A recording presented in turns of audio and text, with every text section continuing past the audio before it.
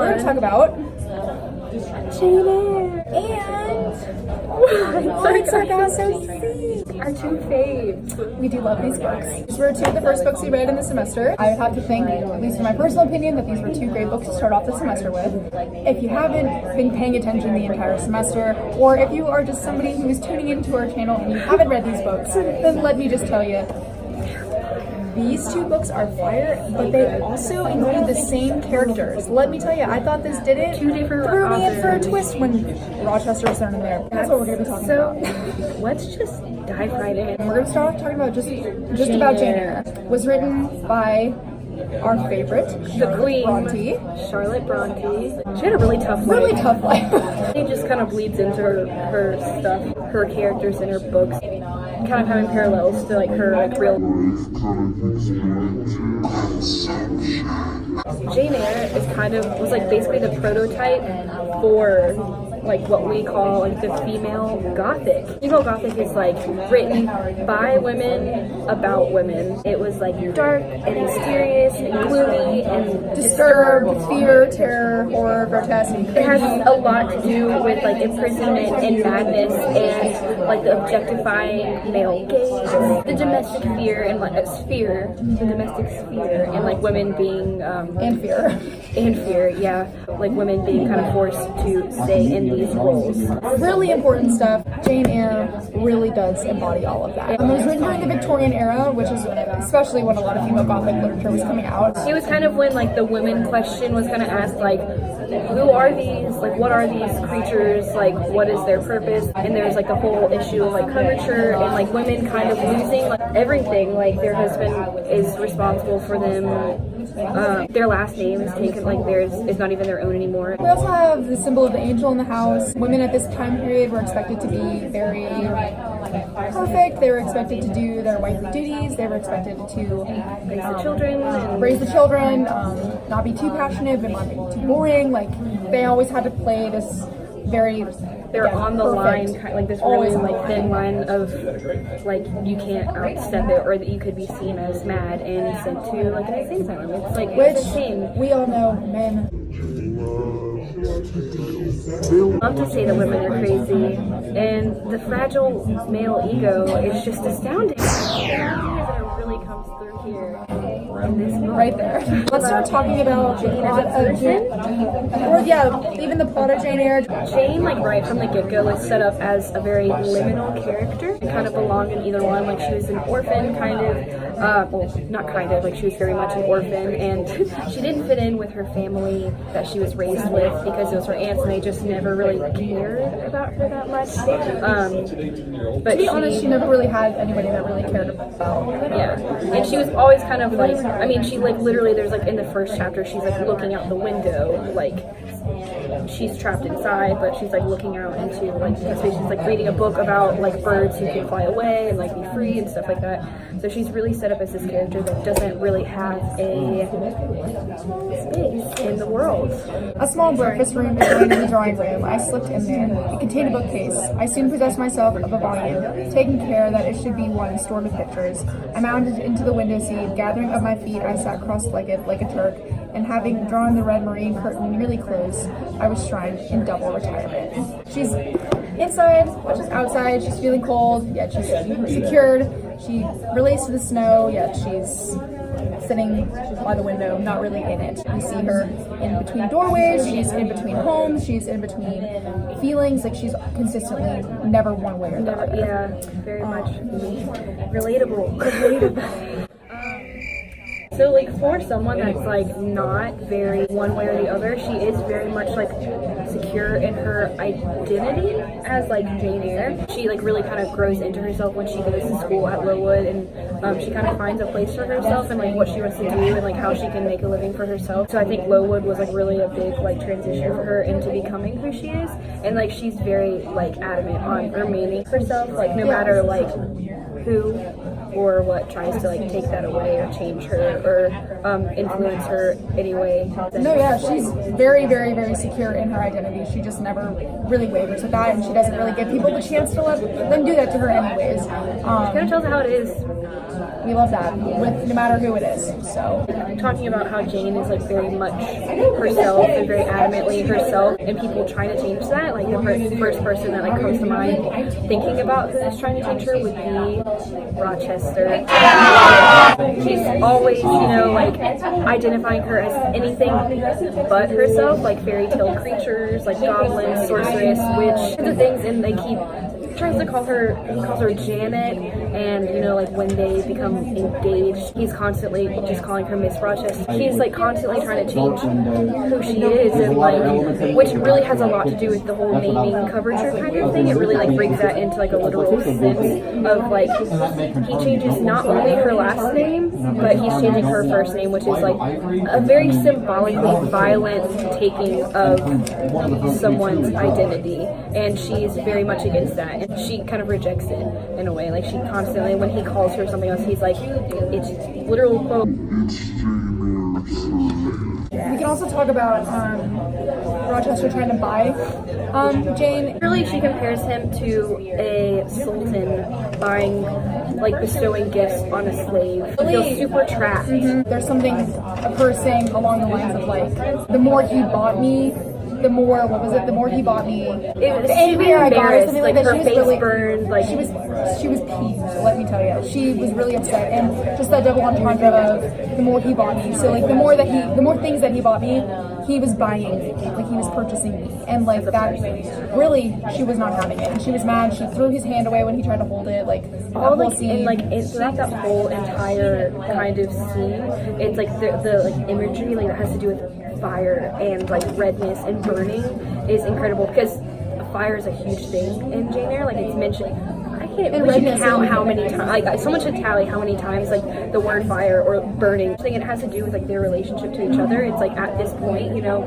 Bertha is still up in the attic, and like their relationship is like too dangerous and like passionate as it is, and like so there's always like on the point of fire and burning and all of that, we would love to touch on the scene about the fire that Bertha started in the room with the pitcher. Where she sets the pitcher. She sets the Rochester's in kindling, his bed on fire, and he still slept through it somehow. And so they were kindling, especially since it was like a bed too, like setting it on fire. It was very much like passionate and sexual, and up to this point, Jane has pretty much tried to suppress any kind of passion that she feels towards him, because she knows that, like, at this time period, like, it wasn't really deemed acceptable to feel passionate like that. But we also know that, like, she has, like, a stance kind of against suppressing passion, because she knows, like, her good friend Helen Burns, by the way, she was consumed because she kept her passions within her, and it eventually, like, burned her from the inside out. She's kind of got this, like, do I act on it? Do I suppress it? Like, 100%. Thing and, there. You know, just this entire scene is Jane not losing her innocence, but like losing her innocence. Charlotte Bronte didn't want to openly talk about that, doing the deed, but God, I'm so stupid. But I mean, through this kind of literature where we're talking about like a whole picture breaking, and you know, her trying to save Rochester and his sheets kindling, and the whole room being on fire, and this is just a very intimate moment where Jane saves his life, and Jane and Rochester really have this passion that neither of them are willing to kind of show towards each other.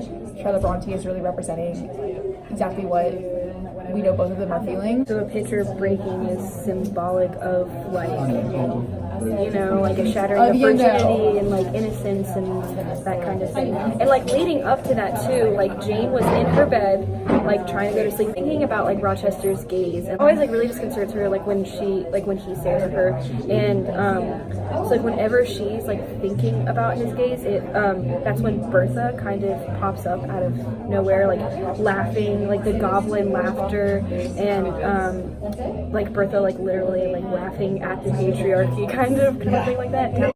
Patriarchy. So it's like kind of that whole thing. She was awake and she heard Bertha's laughter and she smells like a smoke or something like that, and that's when she goes in and saves Rochester. So like this like whole burning kind of like builds up like a fire, you know, does build up. Now we're gonna kind of wrap it up and kind of put a bunch of stuff like all into one thing. So since we're like talking about Rochester and like Jane's like passion in the fire and Bertha's like involvement in that, we can talk about like how in order for Jane to have a voice and like to be able to be with Rochester, another person must be silenced in this case. So like we were talking about how dangerous the relationship is up until like this point, and like it's too passionate and there's too much going on. So you know, obviously Jane finds out about the whole woman in the attic sort of thing, and she has her whole episode in like the Ferndian, is that what it's called? Like the Ferndian episode where she's at the Moore house and kind of figuring stuff out, and so she hears, you know, Rochester's voice, which is like some magical realism stuff there. Like there's no explanation as to how she heard his voice, but at this point, you know, we find out that the house burns down, and we find out that Bertha is the one who sets it alight, and she throws herself off the roof. In a way, Bertha's self-immolation, like her throwing herself in the fire, paves the way. Kind of, it makes Jane and Rochester's relationship suitable, like more suitable.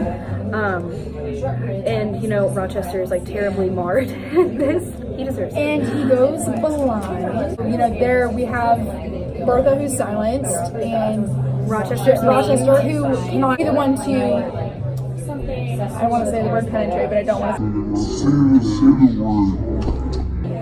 Rochester can't penetrate Jane anymore with his male gaze. He now can be with her and she can be with him because she's able to, I guess, like be herself almost, and just be able to not be objectified by him anymore. They can have this healthy relationship because, you know, it's not this oppressive kind of relationship. They're more, it's the egalitarian kind of. The only way for like the relationship to be suitable is if the man is a little bit more dependent on the woman than he usually would be, I guess, which we see in like the Bloody Chamber, what we talked about. I'm not going to talk about the Bloody Chamber, but if you're in the class, you'll know what we're talking about. If you're not in the class, you should read it. It's by Angela Carter. It's like there are a lot of parallels there. This really is good for Jane too. If you've noticed her as a character, she is very independent and she is very like secure in herself. So her being able to be like in this relationship where they're both good for each other and they're equal at this point, I guess, of how they balance each other out. I think this is really good for both of them. He can't objectify her, and she feels that she is able to still be independent and take care of herself because he really can't anymore because he's small. So, I mean, everything is great. He deserves it. He deserves it. I hate him. We don't like him. Just don't like him. Again, there is so much more that we could be discussing about Jane Eyre. This book is long and it's so rich, and literally every single page has symbolism, thematic importance, and both times that we've read it, or like we've found something new, and the next time I read it, I'm sure to find something new again. Like there's so much you could talk about, and I wish we could keep talking about it, but we have to. This video will be like 4 hours long. Now, I'm gonna do a little. We love it. This is written by Jean Rees. She was born in the West Indies, in the Dominica, and she was born to a Welsh father and a Creole mother. We do see this reflected in her character Antoinette, who unfortunately later becomes Bertha. We'll talk about that in a little bit. But this is prevalent for Antoinette because there's often a term used called like the white cockroach. She was an outlier. They outcast in a way, like very much like there was some like racial tensions there because like her Antoinette's father had been a slave owner, and obviously they were all liberated now, but there was some tension still, rightfully so, lingering there. Like a bunch of like racial tension, she didn't fit in there, which also kind of sets her up as a liminal character. She's not like European, but she's not like, she was raised in this West Indies kind of island or whatever, so she definitely doesn't fit into like those like a certain group there. And like similar to Jane, like she was orphaned in the sense that like her dad had died, but her mother was like super aloof and uninvolved in her life, really only kind of cared for her brother. So like her and Jane both have like the similarities of not having like a mother figure. Well, I mean, I guess a really significant parental but figure or somebody that they could look up to, really. So they're constantly stuck between child, adult. You know, they're independent, but they're not. Like, they are just always very, like, they're both very in between. And they both like have this kind of like they have this kind of school sort of thing that they go to. I think Antoinette goes to like it's like a convent sort of thing. I don't know what the actual word is, but she kind of like spends a lot of her life there after her mother is sent away and then eventually dies. But they both kind of come into their own a little bit in the school. I think Antoinette less so than Jane. But where, you know, like where Jane has like her, like I guess nanny or like kind of the nanny and like the woman that she also meets in the school, Antoinette sort of has Christophine, who served pretty much as her mother throughout the entire and in part 2 of the video that we're going to do after this, we're going to talk about how Jane Eyre and Antoinette really, we're going to compare them and point out some contrasting elements in both of their lives and just in their characters in general that we think that is really important to tie in. But we also kind of wanted to talk about the title. Significance of the title. Yeah. The original title of the book wasn't it going to be The Other Miss Rochester or something like Mrs. that. Rochester. It kind of took away, like I feel like she did do it for the purpose of like deeming Antoinette as like just Miss Rochester, taking away the identity, the importance of her name. And she was not just Rochester's wife, as unfortunately she deemed herself to be towards the end. However, the change to the Wide Sargasso Sea as a title was super important. The Wide Sargasso Sea is obviously a body of water that has a lot of debris and a lot of like stagnance there, just because there's a lot of, isn't there like seaweeds and plants and a lot of growth there? A tangle of vegetation that's like super impassable. Like a lot of things can't really go through it. It's dead. It's actually between Europe and the West Indies, which really comes to play because, you know, Bertha Antoinette is like really stuck between her like European kind of heritage, but growing up in the West Indies and like identifying there and kind of her back and forth there. So it's a very stagnant place. There's not a lot of room for growth. And it's a gulf. I have in my notes. It's a gulf that separates opposites each other. So like in this case, like literally like men versus women, white versus black, sane versus insane. So like the title has a lot of significance in the book and like how everything plays out sort of. It also is just a huge representation of Rochester and Antoinette's relationship. They meet and they are in love and then there's passion, but there's not really much of a growth in their relationship due to a lot of complications. The differences between them and really Rochester's toxic masculinity, but we'll get into that later. But basically, there's just no growth in their relationship. So this title she really thought about this, and she really did a good job. That's kind of a little bit about the title. Go ahead and talk about Bertha's personality, just as her own person, since we're going to compare her later to Jane Eyre, and how her personality kind of intertwines with Rochester's and how they clash a little bit. The book, first of all, like is laid out. So like the first bit of the book, I don't remember like where, is told from Antoinette's point of view and like talking about like her growing up, and it kind of goes really quickly after that, you know, like a really quick overview of her life and like the important things that happened that we'll get into. But then, you know, her point of view ends when Mr. Mason comes and picks her up from the convent and is like, hey, you're getting married. And so like right after that, it starts being from Rochester's point of view, which is like symbolic of her losing her voice once she's married. So like she loses her last name and she loses her voice and she's going to lose her first name. So like symbolically, she's just kind of not really involved anymore in the narration of her own life story. Which is really sad. And that also plays into her personality as a whole. She is very complicit. She kind of grew up not having any of that support from her family, obviously. So it kind of taught her how that, she needs to be complicit. She never really found a place with her own voice. She does have her own, but she never really truly is able to let that. Nobody's ever there to nurture it, I guess, and nobody's ever really there to support that. So she does a lot, to place herself and make a life for herself that's her own. But she is very much a complacent person, but she's very passionate and stuff.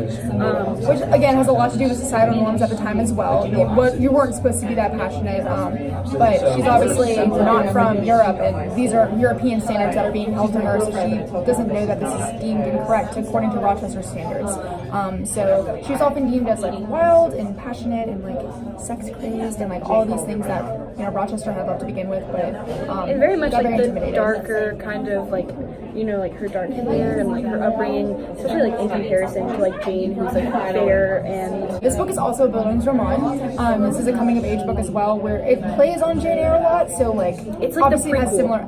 Yeah, really, it is a prequel. This is literally the other Mrs. Rochester. This is the life before Rochester knew Jane, and then kind of it bleeds into him knowing Jane, but. We get to hear Antoinette's side of everything, which is really important if you do want to read Jane Eyre. Yeah, Jean Rhys really gives voice to the one that was silenced by the end of Jane Eyre. Since she was silenced for Jane and Rochester's relationship to work, I feel like Jean Rhys really wanted to give voice to this silenced character as a representation of all the women who were silenced due to being deemed as mad, and which is really cool. Let's talk about how this book ends. I think that's also really important. We talked about it a little bit, but basically in the end, she hears at the beginning of the book she got hit in the head, got hit in the head by a rock because her friend Tia threw it at her. Yeah, and her friend Tia kind of serves as her foil, sort of her alter ego, and but also kind of just this really crappy character, and it helps her figure herself out a little bit, and it helps her self-identify a little bit, but at the same time, Tia ain't.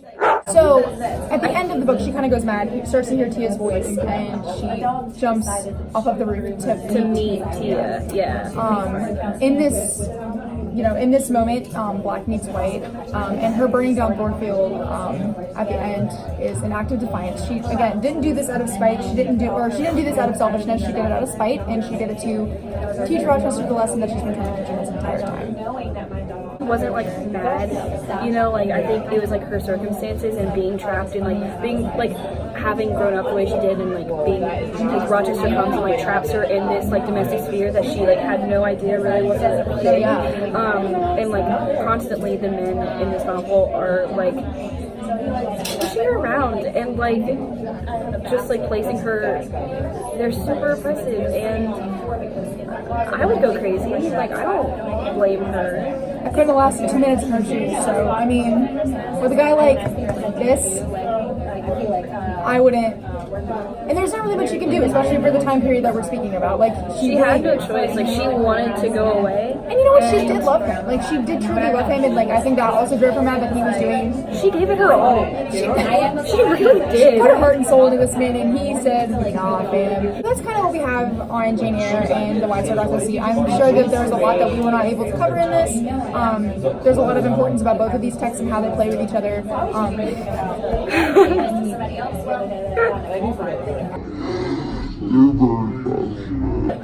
Lots of fire kindling in their sheets, but you know what I mean. But anyways, stay tuned for part 2 of the White Sargasso Sea and Jane Eyre. We're gonna compare them and talk about how I'm not even gonna spoil it. I'm not gonna spoil it. You gotta watch. It's gonna be a lot of comparison though, and talking about the parallels between the two of them. It's a good time. We're gonna really roast Rochester. So subscribe.